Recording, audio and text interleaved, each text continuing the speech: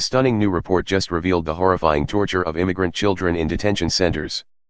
The casual cruelty of America's immigration and deportation apparatus was once again made painfully clear with the release of an Associated Press report which alleged horrendous abuses against detained immigrant children. Caretakers at the Shenandoah Valley Juvenile Center near Stanton, Virginia, are accused of torturing their charges, some of whom were as young as 14 years old, by locking them in solitary confinement, sometimes nude, tied to chairs and forced to endure vicious beatings. Whenever they used to restrain me and put me in the chair, they would handcuff me, said a Honduran immigrant who was sent to the facility when he was 15 years old. Strap me down all the way, from your feet all the way to your chest, you couldn't really move. They have total control over you.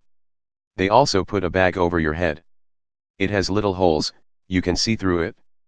But you feel suffocated with the bag on. The guards at the facility were white, did not speak Spanish, and are entirely unequipped to deal with the mental trauma that these kids have suffered, and instead went out of their way to make it worse.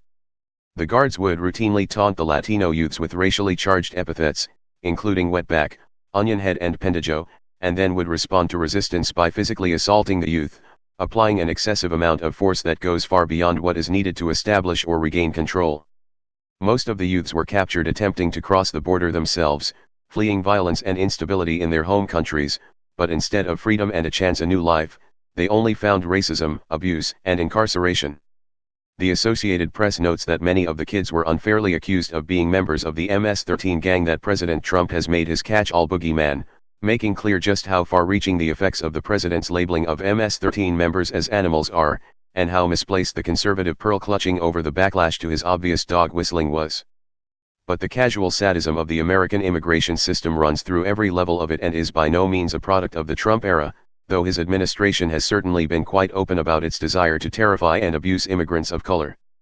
Many of the allegations are from a migrant boy who was incarcerated at the Shenandoah Valley facility in 2015, under the Obama administration. How many horrifying stories of abuse, torture, and sexual exploitation do our garbage politicians need to hear before admitting that the entire thing needs to be dismantled? From police officers to ICE agents, it's obvious that racism and white supremacy is deeply entrenched in American law enforcement, and it manifests itself in the appalling abuse of innocent people, and the abuses will continue until our elected politicians do something about it. But considering they've been well aware of the abuses in the past, their criminal inaction signals that they're quite okay with the state of affairs.